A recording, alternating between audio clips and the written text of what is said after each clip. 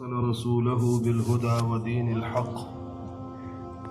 ليظهره على الدين كله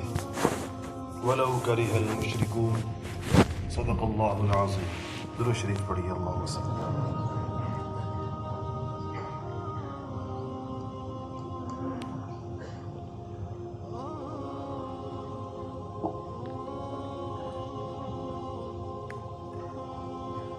چکم مرگری په اردو نه پوهیږي هغه دننه تشریف یوسي چې ورته ترجمه بیا شروع شي.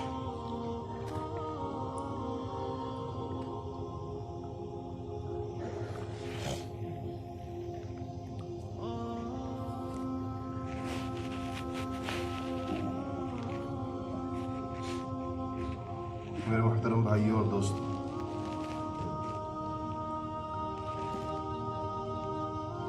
حضرات انبیاء علیہم السلام کی محنت، ان کی دعوت اور ان کی بعثت کے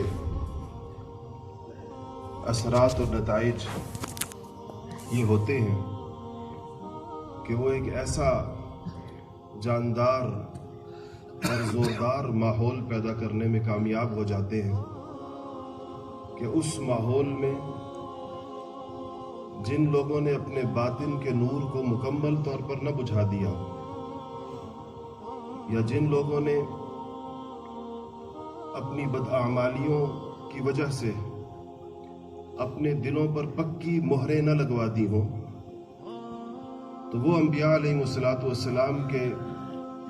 پیدا کردہ اس ماحول سے فائدہ اٹھاتے ہوئے اپنی اس استعداد اور اللہ جل شانہ نے ان کے اندر جو صلاحیت رکھی ہوتی ہے اس کا فائدہ اٹھاتے ہوئے بڑی طاقتور، قوی اور اس دین کو زندہ کرنے والی شخصیات بن جاتے ہیں. رسول اللہ صلی اللہ علیہ وسلم دین لے کر آئے اور اس دین کی دعوت اپنے پورے جوش عمل کے ساتھ اپنی سیرت اور اپنے اسوے پر جو اللہ جل شانہ کی جانب سے ہدایات اور مطالبات تھے اس پر پورا اترتے ہوئے محنت کا آغاز فرمایا. تو سیدنا ابوبکر صدیق رضی اللہ تعالی عنہ کی شخصیت میں وہ جوہر زندہ تھا اور ان کی طبیعت میں اور ان کے باطن میں وہ نور موجود تھا کہ جس سے وہ رسول اللہ صلی اللہ علیہ وسلم کے سلگائے ہوئے اس چراغ سے اپنی روشنی حاصل کریں اور صدیق اکبر بن جائیں. اور اسی ماحول میں ابو جہل اور ابو لہب اپنی ان فطری صلاحیتوں کو ضائع کر چکے تھے اور حق کی ایسی مخالفت اور ایسا عناد اور ایسی دشمنی اور ایسی ناسمجھی اور بیوقوفی کا معاملہ کیا کہ رسول اللہ صلی اللہ علیہ وسلم کے لائے ہوئے اس نور سے جس نے پورے عالم کو منور کر دیا، آپ کے بالکل قریب رہتے ہوئے مستفید نہ ہو سکے. تو انبیاء علیہم السلام کا سب سے بڑا کارنامہ یہ ہوتا ہے کہ پوری انسانیت کو یہ موقع دیتے ہیں، پوری انسانیت کے سامنے وہ فضا پیدا کرتے ہیں، وہ ماحول پیدا کرتے ہیں جس نے بھی اپنی سلامت طبع کو ختم نہ کیا ہو وہ اس سے اپنی ہمت اور اپنی استعداد کے بقدر فائدہ اٹھاتا ہے. حضور اکرم صلی اللہ علیہ وسلم نے جو مقدس جماعت تیار کی وہ پوری کی پوری، خواہ وہ مکہ مکرمہ کے سخت ترین حالات میں تیار ہوئی تھی، جہاں غسل حالات میں، یا وہ مدینہ منورہ کے حالات میں تیار ہوئی. حالات مدینہ منورہ کے بھی کم سخت نہیں تھے. مدینہ منورہ پہنچتے ہی غزوات کا سلسلہ شروع ہوا. 1 ہجری سے شروع ہو گیا. 2 ہجری کے اندر بدر، 3 ہجری کے اندر احد، 5 میں خندق. پے در پے ان حضرات نے سرفروشی اور جانثاری کی تاریخ قائم کی. لیکن وہ ماحول اتنا طاقتور تھا، اتنا قوی تھا کہ کچھ لوگوں کو وقت بہت کم ملا، مگر ان کی ترقی اور استعداد دیکھیں تو انسان حیران ہو جاتا ہے. مدینہ منورہ کے حضرات انصار کو لے لیجئے. انصار میں سے حضرت سیدنا سعد ابن معاذ رضی اللہ تعالی عنہ سے رسول اللہ صلی اللہ علیہ وسلم کو بڑی محبت تھی، اور ان کی شہادت پر فرمایا کہ اللہ کا عرش کسی کی موت پر نہیں ہلتا، سعد کی موت نے اللہ کے عرش کو ہلا دیا۔ یہ آپ صلی اللہ علیہ وسلم کے مدینہ منورہ تشریف لے جانے، ہجرت سے چند ماہ قبل مسلمان ہوئے، اور خندق میں لگے ہوئے زخم پر غزوہ بنو قریظہ کے فوراً بعد شہید ہوئے ہیں۔ بعض سیرت نگار کہتے ہیں خندق 5 ہجری میں ہوئی ہے، اور بعض کہتے ہیں 4 ہجری میں ہوئی ہے۔ یہ کل مدت کتنی ہے؟ 1 ہجری سے چند ماہ پہلے مسلمان ہوئے ہیں، مصعب ابن عمیر العبدری کی دعوت کے اوپر، اور ایسا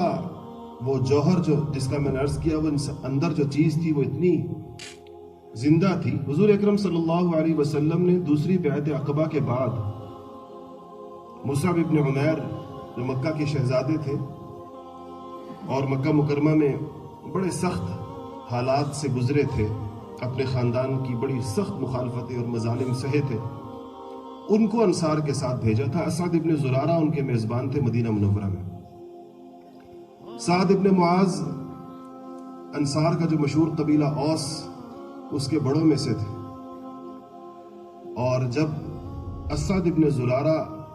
سعد ابن حضرت مصعب ابن عمیر کو لے کر ان کے محلے میں اسلام کی دعوت کے لیے گئے، ابھی رسول اللہ صلی اللہ علیہ وسلم نے ہجرت نہیں فرمائی تھی، تو حضرت سعد نے دیکھ لیا،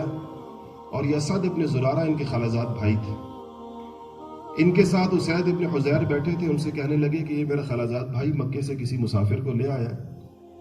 اور اب یہاں اس قبیلے کے بوڑھوں کو اور جوانوں کو گمراہ کر رہا ہے، میں اس کو خود نہیں روکنا چاہتا، تم جا کر اس کو منع کرو۔ اسید گئے سمجھانے کے لیے اسعد ابن زرارہ جو انصاری تھے ان کو، اور ان کے ساتھ جو مصعب ابن عمیر تھے، اللہ تعالیٰ کی شان کے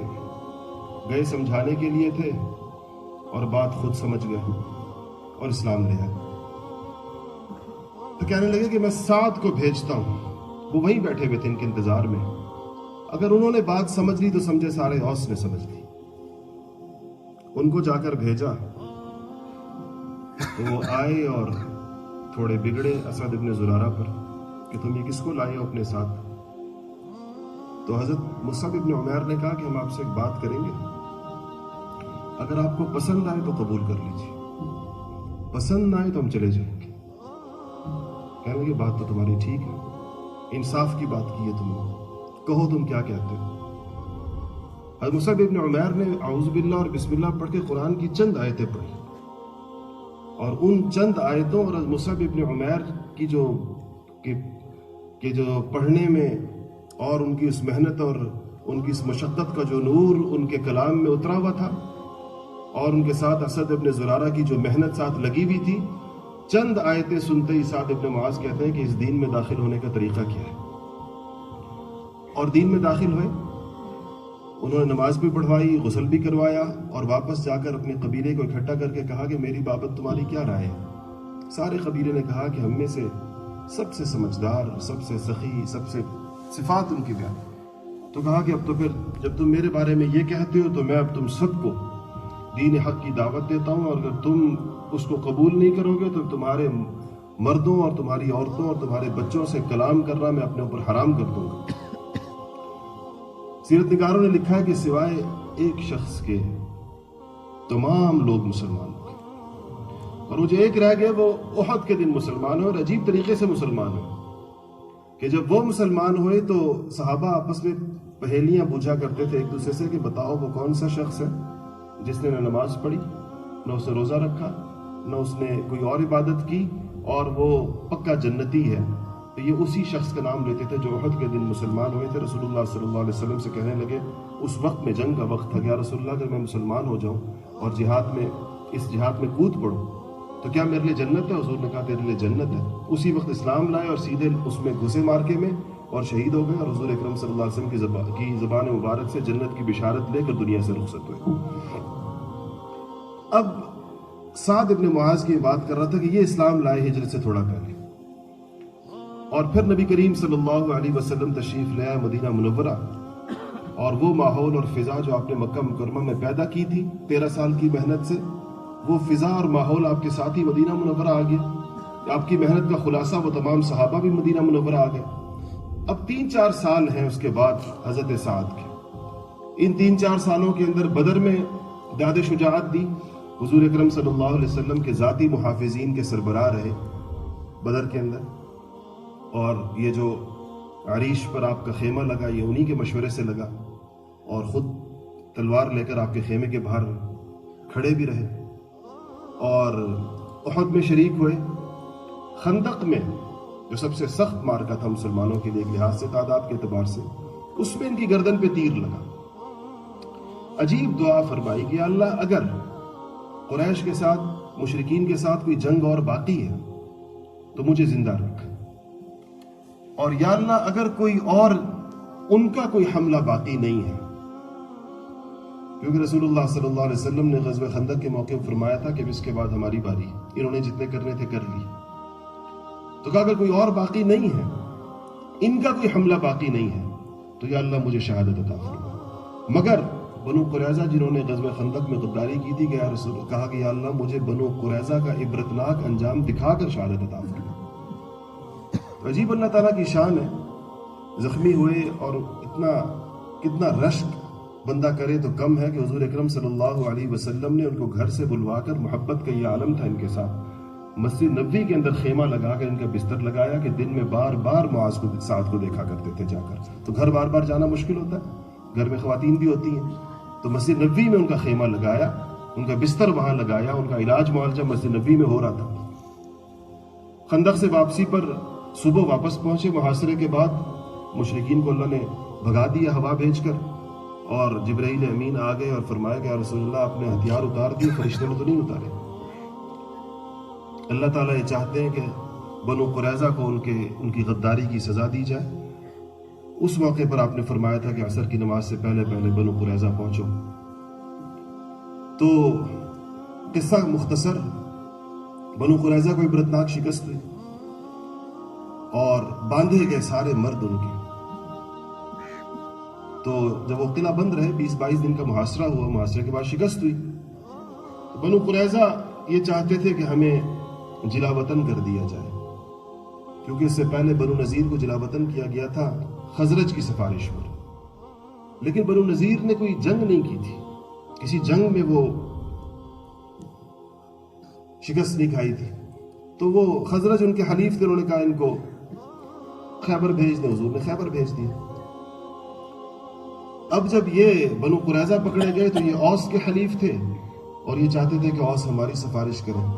हमें भी जिला वतन कर दें, चले जाते हैं यहाँ से। हुजूर अकरम सल्लल्लाहु अलैहि वसल्लम ने फरमाया कि मैं तुम्हारा फैसला ऐसे शख्स से न कराऊं जिस पे तुम्हें कोई इतराज़ ना। उनका किससे? अगर साद इब्न मुआज औस के जो बड़े, अगर वो तुम्हारा फैसला करे, तुम्हारी बाबत जो तय कर दे। खुश हो गई यहूदी, कहने लगे कि इससे बेहतर बात और क्या हो सकती है। हुजूर ने फरमाया कि साद को लेकर आओ मस्जिद नबवी से। बंदा भेजा, साद तशरीफ लाए, सवारी पर थे। हुजूर बनु कुरैज़ा के बाहर ही बैठे हुए थे और यहूदी सारे बंधे हुए थे। जब हज़रत साद की सवारी सामने आई तो हुजूर के साथ जो सहाबा बैठे थे उनसे फरमाया कि क़ूमू ली सय्यिदिकुम, अपने सरदार के लिए खड़े हो जाओ। शेख हदीस मौलाना ज़करिया साहब रहमतुल्लाह अलैह लिखते हैं कि हज़रत मदनी की आमद पर हम खड़े होते थे तो हज़रत नाराज़ होते थे, जैसे हमारे हज़रत में नाराज़ होते हैं, खड़े मत हुआ करो हमारे आने पर। तो कहते मैंने एक हज़रत से कहा, हज़रत ये आने पर खड़ा होना हदीस से साबित है। तो हज़रत का कौन सी हदीस से साबित है? मैंने कहा ये हज़रत मुआज़ की आमद के ऊपर हुजूर ने कहा था क़ूमू ली सय्यिदिकुम। तो मदनी ने मुझे कहा तुझे अपने मतलब की हदीसें बहुत याद होती। तो उसके बाद कहा कि तो हम इसलिए खड़े होते हैं आपके आने के ऊपर। तो हुजूर ने कहा खड़े हो। हर साथ खड़े हुए। हुजूर ने कहा कि साथ ये सारा उनको मामला पता था का फैसला। कहा या रसूलल्लाह मैंने मशवरा देना है या फैसला करना? यानी आप मुझसे मशवरा तलब फरमा रहे हैं, फैसला उसके बाद आप फरमाएंगे, या आप मुझसे फैसला तलब फरमा रहे? हुजूर ने फरमाया फैसला तुम करोगे। साथ ने कहा कि या रसूलल्लाह पे मेरा फैसला ये है कि इनके तमाम मर्दों को ज़िबा कर दिया जाए और औरतों और बच्चों को गुलाम बनाकर बेच दिया जाए। इन्होंने अल्लाह और उसके रसूल से कैसी गद्दारी की है और ऐसे वक्त के ऊपर की है। तो हुजूर अकरम सल्लल्लाहु अलैहि वसल्लम ने फरमाया कि साथ खुदाई कसम तेरी जुबान पर अल्लाह ने वो जारी किया जो अल्लाह चाहता था, तेरी जुबान पर अल्लाह पाक ने वो हक जारी किया। اور اس کے بعد اب دونوں باتیں پوری ہو گئی تھی کہ اب مشرکین نے کوئی حملہ اور نہیں کرنا تھا، کیونکہ اس کے بعد فتح مکہ ہوا ہے، مسلمانوں نے حملہ کیا، اور بنو قریظہ کو ایسے عبرتناک انجام سے اللہ نے دوچار کیا کہ کبھی چشم فلک نے ایسا انجام نہیں دیکھا تھا۔ سعد کی دعاؤں کے دونوں جز پورے ہوئے، وہ جو زخم ابھی تک تھوڑا سا بھرا ہوا تھا گردن کا، وہ اچانک کھلا اور شہید ہو گئے، اسی زخم سے جو ان کو خندق کے اندر لگا تھا، جو انہوں نے اللہ سے مانگا تھا۔ یہ جو لوگ، یہ 4-5 سال کی محنت سے تیار ہونے والے یہ لوگ، ان کی شہادت پر رسول اللہ صلی اللہ علیہ وسلم فرمایا کہ اللہ کا عرش ہل گیا سعد کی شہادت کے اوپر۔ یہ 5-6 سال کی محنت ہے نبوت کی، 1 ہجری سے لے کے 5 ہجری تک کا زمانہ ہے کل۔ کتنے قیمتی ترین انسان، یہ اس فضا اور اس ماحول کی برکت ہوتی ہے جو انبیاء علیہ السلام برپا کرتے ہیں، جس کو وہ لاتے ہیں۔ وہ ایسی قیمتی فضا ہوتی ہے کہ اس میں اخلاص کے ساتھ آنے والا، اپنے جان مال کو لگانے والا، اپنے آپ کو پیش کرنے والا، اور نبی کی ثوابدید پر چلنے والا، اور جانثاری کی تاریخ رقم کرنے والے کو اللہ جل شانہ اتنی جلد اتنے اونچے درجات تک پہنچا کر اس دنیا سے رخصت فرماتے ہیں، اتنی عزت اور آبرو اور شان کے ساتھ۔ انہوں نے حضور اکرم صلی اللہ علیہ وسلم کو ہر موقع پہ خوش کیا تھا۔ بدر پر جب صورتحال بدل گئی اور ابو سفیان کی بجائے ابو سفیان کے تجارتی قافلے کی بجائے ابو جہل کے لشکر کا سامنا ہوا، تو رسول اللہ صلی اللہ علیہ وسلم اس اچانک صورتحال پر صحابہ سے مشورہ لے رہے تھے۔ ہم تو جا رہے تھے تجارتی قافلے کے پیچھے، جس میں کسی بڑی جنگ کا امکان ہی نہیں ہوتا، چند ایک محافظ ہوتے ہیں تجارتی قافلوں کے ساتھ۔ صورتحال تو بدل گئی، اب تو پورے لاؤ لشکر کے ساتھ ابو جہل نکل آیا مکہ سے۔ تو جب حضور نے کہا کہ مجھے اشیروا الیہ، مجھے مشورہ دو، تو سب سے پہلے ایسے موقعوں پر دیکھیں یہ جو کھڑے ہونے کی ترتیب ہوتی ہے یہ بھی عجیب ہوتی ہے۔ حضور نے جب کہا مجھے مشورہ دو، تو پہلی گفتگو جانثاری کی سیدنا ابوبکر صدیق رضی اللہ تعالیٰ نے فرمائی کہ یا رسول اللہ، جو آپ کے دل پر آئے وہ آپ کے ساتھ۔ بے شک ہم نکلے نہیں تھے اس ارادے سے، اس خیال سے، اس کا پتہ نہیں تھا۔ اب صورتحال بدل گئی، جس طرح پچھلی صورتحال میں آپ کے ساتھ تھے، بدلی صورتحال میں بھی آپ کے ساتھ۔ عمر فاروق کھڑے ہوئے اس کے بعد، اور مقداد ابن اسود کھڑے ہوئے۔ حضور سن رہے ہیں صحابہ کی باتیں، لیکن پھر کہہ رہے ہیں مجھے مشورہ دو، مجھے مشورہ دو، مجھے مشورہ دو۔ سعد سمجھدار اور ہوشیار ذہین آدمی تھے، کہنے لگے یا رسول اللہ، آپ کا روح سخن انصار کی طرف ہے، آپ انصار سے پوچھنا چاہتے ہیں۔ اس کی وجہ یہ تھی کہ بیعت عقبہ میں انصار نے یہ نہیں کہا تھا کہ ہم اقدامی جہاد بھی کرنے کے پابند ہوں، اس کے الفاظ نہیں تھے، تو دفاع کی بات ہوئی تھی کہ اگر آپ پر حملہ ہوا تو ہم پر حملہ ہوگا، آپ کا دشمن ہمارا دشمن ہوگا۔ اب تو یہ اقدام کی صورت تھی۔ تو سعد نے کہا رسول اللہ، آپ ہم سے پوچھنا چاہتے ہیں انصار سے۔ اس موقع پر سعد ابن معاذ نے جو تقریر فرمائی، محدثین نے لکھا ہے کہ خوشی اور مسرت سے رسول اللہ صلی اللہ علیہ وسلم کا چہرہ تمتما اٹھا، اتنے خوش ہوئے جو حضرت سعد نے کہا کہ رسول اللہ، ہم آپ کے ساتھ کیسے لڑیں گے اور ہم آپ کے ساتھ کیسے جائیں گے، اور آپ ہمیں جو حکم دیں گے، اگر آپ ہمیں سمندر میں کودنے کا کہیں گے یا رسول اللہ ہم سمندر میں کودیں گے، اور یا رسول اللہ ہم وہ قوم نہیں جو جہاد سے منہ چرا سے ہٹنے والی قوم ہے، یا رسول اللہ ہم آپ کو ایسا لڑ کے دکھائیں گے کہ آپ کی آنکھیں ٹھنڈی کر دیں گے۔ تو حضور کا چہرہ ایسا کھل اٹھا ان کی اس وفادارانہ، جانثارانہ، مخلصانہ باتوں پر۔ یہ اس کے اس جانثاری کے اور اس اخلاص کے ثمرات اللہ جل شانہ نے ان حضرات کو اپنی زندگیوں کے اندر دکھائے۔ آج بھی مسلمانوں کی سب سے بڑی ضرورت ایک ایسا ماحول اور ایک ایسی فضا ہے جہاں انسان سازی کی، مسلمان سازی کی، مردم سازی کی ایک فضا ہو، جس میں ہر شخص اپنی استعداد، اپنی صلاحیت، اپنے اندر موجود جوہر، وہ چراغ جس کو اس نے بجھایا نہیں، اس کو بجھنے نہیں دیا اس نے،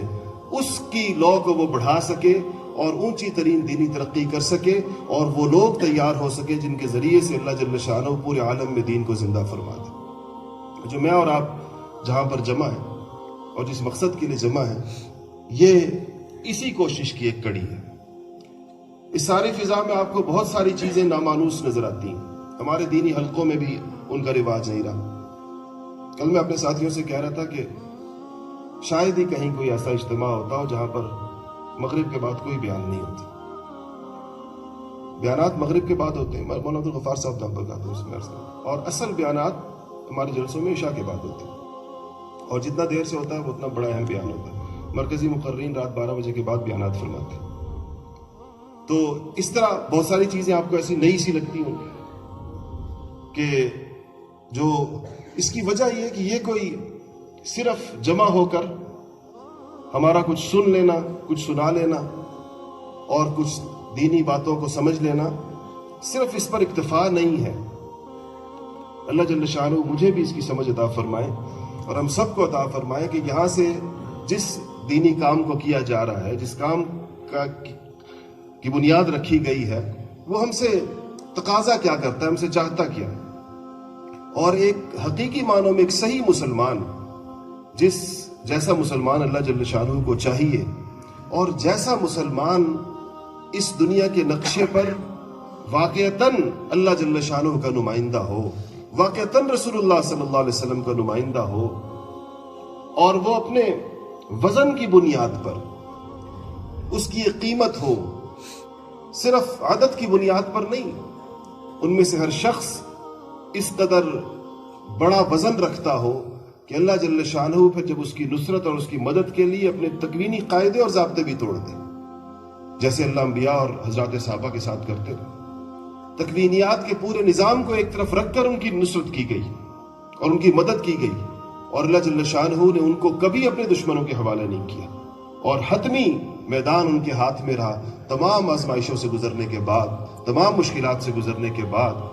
لیکن اللہ جل شانہ نے ان کے ذریعے سے جو مقصود اصلی تھا ان کی زندگیوں کا جو مقصد تھا کہ اللہ جل شانہ کے دین کا بول بالا ہو، وہ مقصد اللہ پاک نے پورا فرمایا۔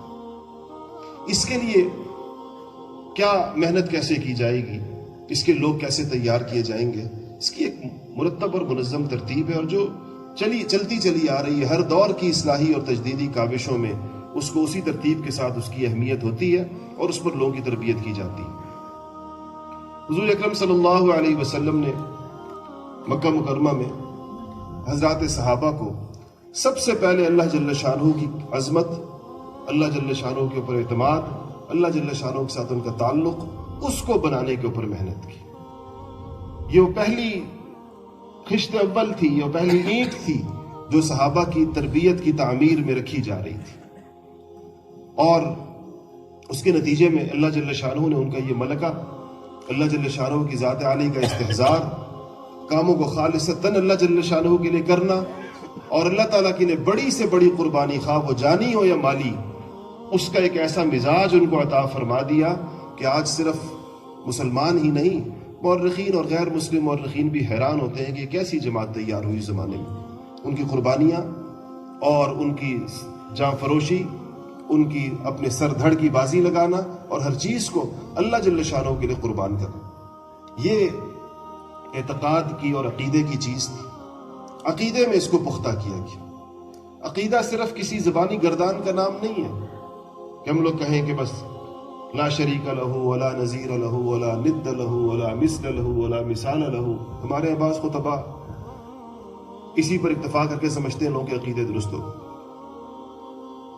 اور اللہ جل شانہ کے ساتھ ایک ایسا زندہ تعلق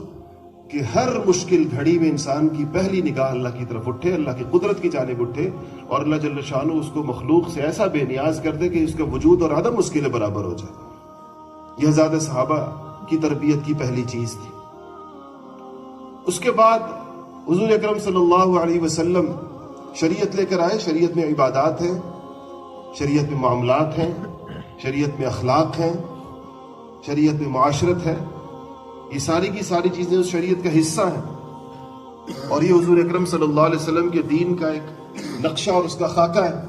اس کے خط و خال ہے۔ اس میں سے ہر چیز پر اپنی اپنی جگہ کے اوپر محنت۔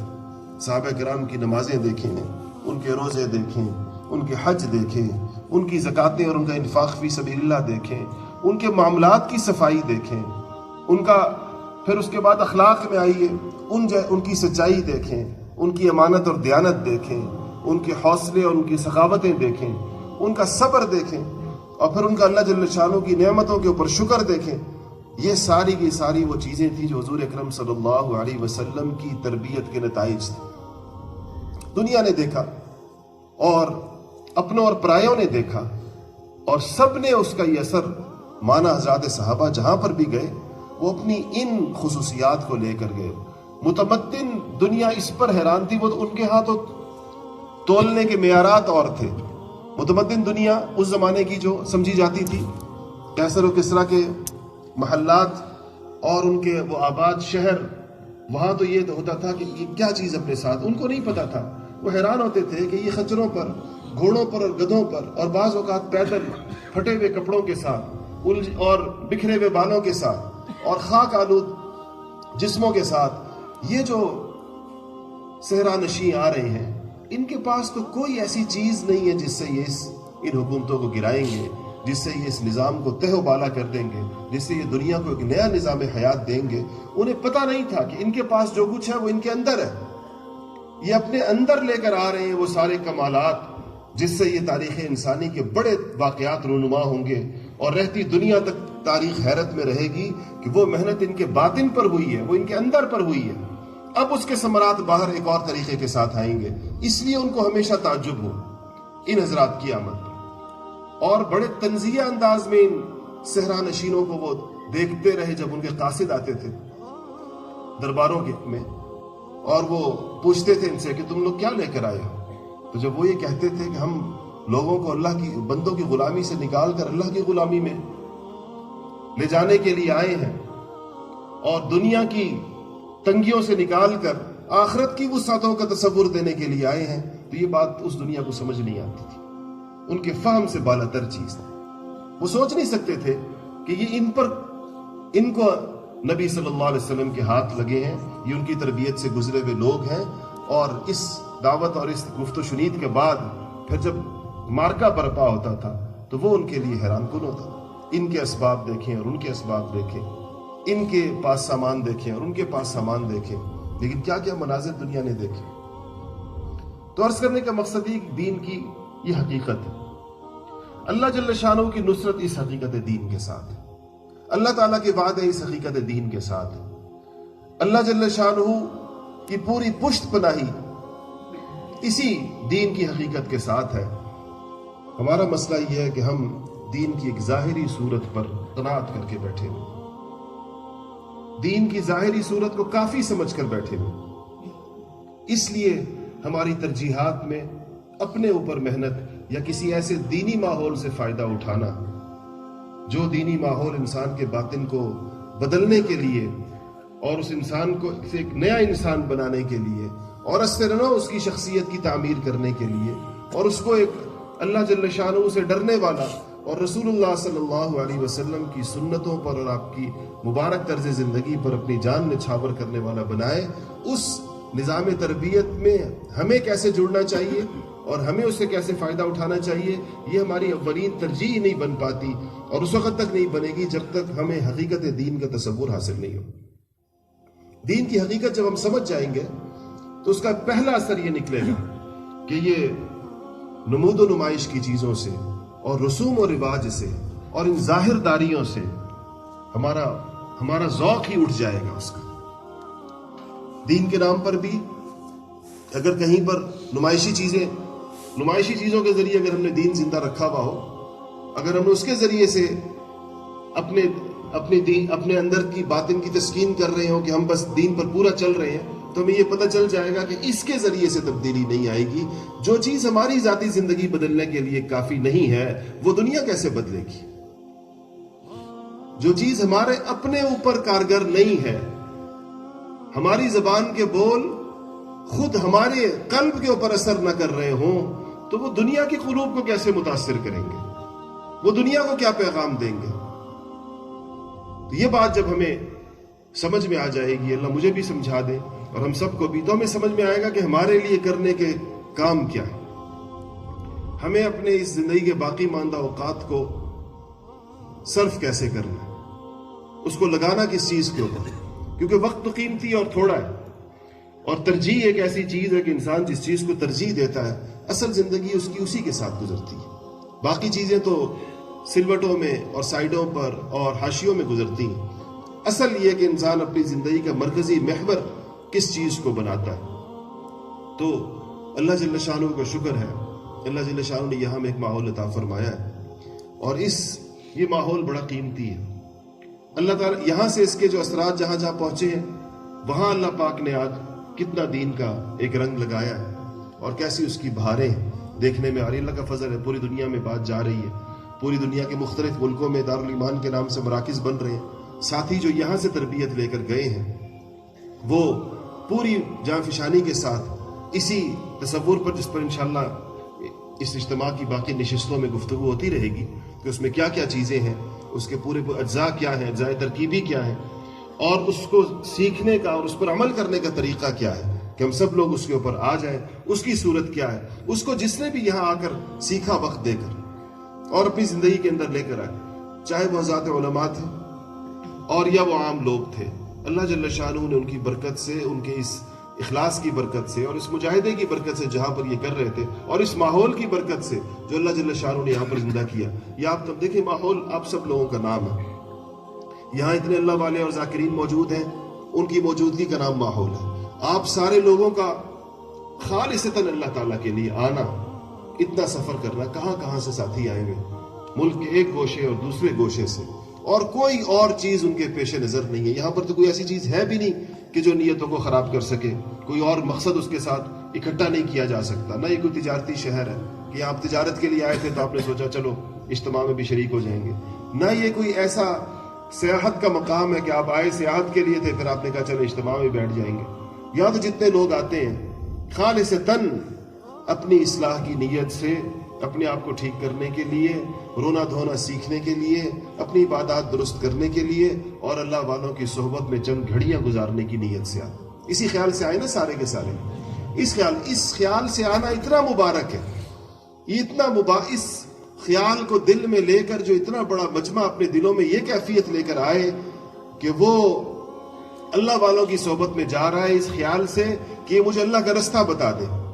اس خیال سے کہ یہ مجھے نفس اور شیطان کے چنگل سے اپنی جان چھڑا کر اللہ جل شانہ کے رستوں پر چلنے کی مجھے کوئی راہ مل جائے، اس خیال سے کسی کا آنا اتنا مبارک ہے. اس کے اثرات اس سارے در و دیوار پر موجود ہیں. یہ کوئی معمولی چیز نہیں،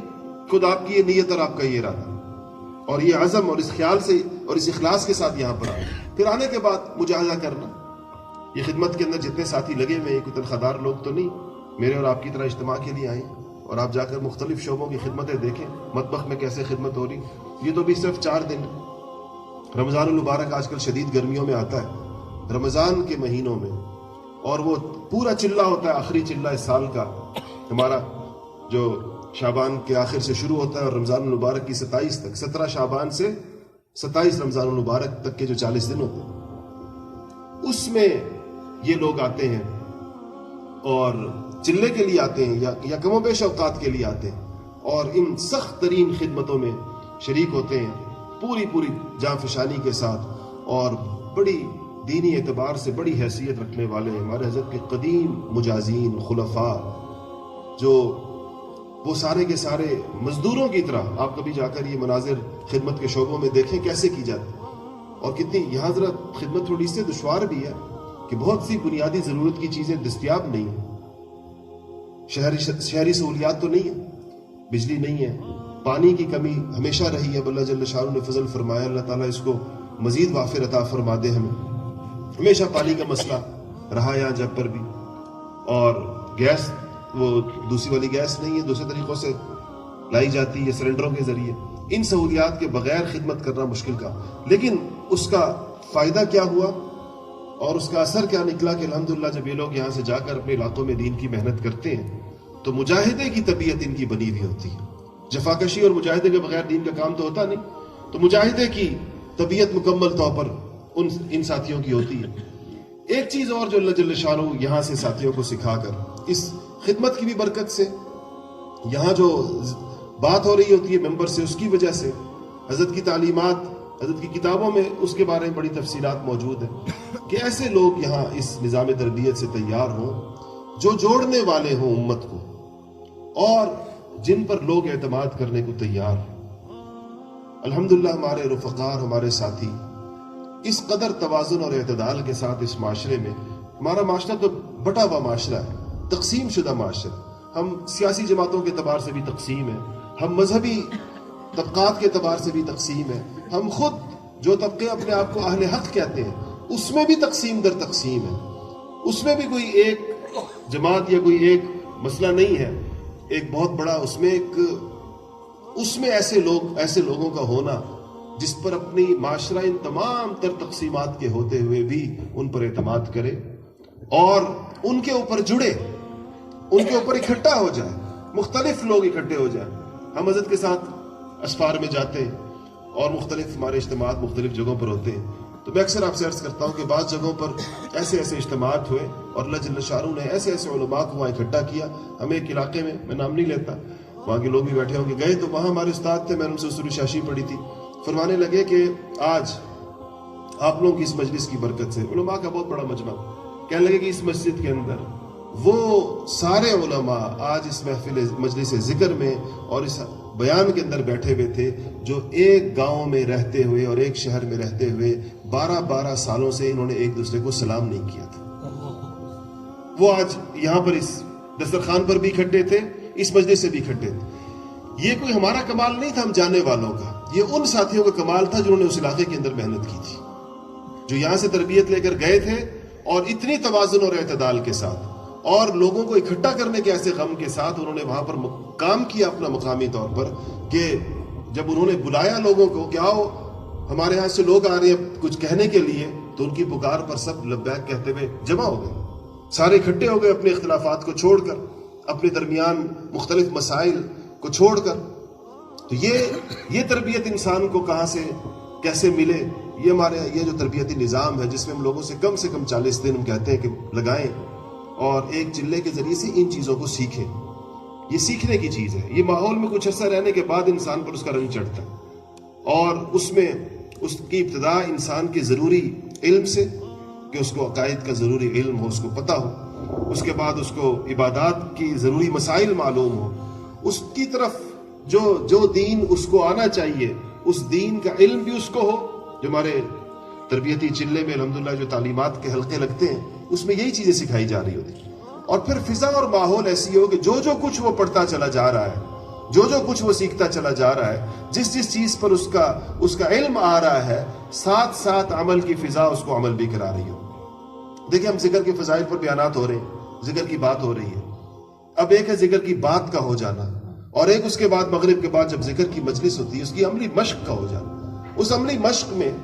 جو ذکر کا لطف ہمیں اس میں آتا ہے، یہ اس لیے زیادہ ہمیں اس لیے آتا ہے کہ اس میں ذاکرین بیٹھے ہوتے ہیں، وہ لوگ اس مجلس میں بے شمار تعداد میں بیٹھے ہوتے ہیں جو تنہائیوں میں اللہ کو پکارنے والے ہوتے ہیں، جو راتوں کو جاگنے والے ہوتے ہیں، جو راتوں کو رونے والے ہوتے ہیں۔ ان کی پکار ظاہر بات ہے اس کی ایک تاثیر، تو ہم جیسوں کی پکار بھی جس میں کوئی جان نہیں، جس میں کوئی زور نہیں، وہ اس پکار کے ساتھ جب اکٹھا ہو جاتا ہے تو ان کی تاثیر ہمارے دل پر بھی مرتب ہو جاتی ہے، ان کے ساتھ بیٹھنے کی یہ اور ان کے آواز میں آواز ملنے کی یہ تاثیر بن جاتی ہے۔ اس کا مقصد کیا کہ ہمیں تنہائیوں میں ذکر کی عادت ہو جائے اور ہمیں اللہ تعالیٰ یہ جو وحشت ہے یہ ختم ہو جائے، ذکر کرنے سے جو طبیعت اکتاتی ہے یہ کیفیت ختم ہو جائے، تو یہ عملی مشق اس کے ساتھ ذکر کی ہو جاتی ہے۔ اس سے جو انسان کو فائدہ ہوتا ہے وہ ہم میں سے ہر شخص جانتا ہے۔ دعاؤں کی بات ہوتی ہے اور ہم دعا کے فضائل سنتے ہیں، اور اس کے بعد جب یہاں دعا کی عملی مشق ہوتی ہے جو سارا سال چلتی ہے مختلف اوقات کے حساب سے، اور رمضان المبارک میں سحر و افطار میں جس طرح ہوتی ہے، ابھی یہاں پر جس طرح تہجد کے وقت میں جب آپ 3:30 بجے اٹھتے ہیں اپنی تہجد سے فارغ ہوتے ہیں اور اس کے بعد ذکر کرتے ہیں، اس کے بعد لوگ دعا کرتے ہیں، یہ ساری عملی چیزیں جو لوگ حضرت مجھے فرما رہے تھے کہ تم آج صبح نکلے نہیں اپنے کمرے سے صبح، میں نے کہا حضرت میں نے وہیں اپنے ٹوٹے پھوٹے معمولات پورے کر لیے تھے، فرمایا نکل کر اس سارے جگہ کو دیکھتے کہ تمہاری آنکھیں ٹھنڈی ہوں کہ سارا کا سارا مجمع کس چیز میں لگا ہوا ہے 3:30 بجے کا، اور واقعی ایک فضا اور ماحول ہے، دیکھنے والے کے ایمان کو اور دیکھنے والے کی کیفیت اس سے بنتی ہے کہ سارے اللہ کے بندے اس رات کے اس پہر میں اس ویرانے میں اللہ کے حضور جھکے ہوئے، اللہ کے سامنے گرے ہوئے، اللہ کے سامنے پڑے ہوئے، رونے والے اس میں رو رہے ہیں، مانگنے والے اس میں مانگ رہے ہیں، کوئی اللہ کی عظمت کے بول رہا ہے، کوئی اللہ کی بڑائی بیان کر رہا ہے۔ یہ آوازیں یہاں سے اتنے بڑی ہزاروں کی تعداد میں آسمانوں پر الیہ یصعد الکلم الطیب، یہ کلمے جو ہے یہ پاکیزہ کلمات یہاں سے اجتماعی شکل میں آسمانوں پر لوگ عبادت بے شک انفرادی کر رہے ہیں، لیکن یہ آسمانوں پر وہ جا رہی یہ چیزیں ساری کی ساری، اور پھر جیسے اعمال آسمانوں پر جا رہے ہوتے ہیں ویسے ہی احوال آسمانوں سے زمین پر آ رہے ہوتے ہیں، ویسی چیزیں پھر آسمانوں سے نیچے آ رہی ہوتی ہیں، ویسی کیفیات بھی آ رہی ہوتی ہیں، ویسے ہی اصلاح و ارشاد کے فیصلے بھی آ رہے ہوتے ہیں، اسی میں اللہ جل شانہ خدا جانے کتنوں کو اپنا بنانے کا فیصلہ فرما لیتے ہیں۔ یہ لوگ سارے یہ عرضیاں پیش کر رہے ہوتے ہیں کہ اللہ میں اپنا بنا لیجیے، تو کتنوں کی عرضیاں اس میں منظور ہو جاتی ہے کہ چلو یہ اپنا ہوا آج سے۔ پھر اللہ تعالیٰ اس کو، جس طرح رسول اللہ صلی اللہ علیہ وسلم نے فرمایا کہ اللہ تعالیٰ جس سے محبت فرماتے ہیں اس کو پھر دنیا اور اس کی آلائشوں سے ایسے بچاتے ہیں جیسے تم اپنے مریضوں کو پانی سے بچاتے ہو۔ پھر اللہ تعالیٰ اس کی تربیت فرماتے ہیں۔ تو اس کے لیے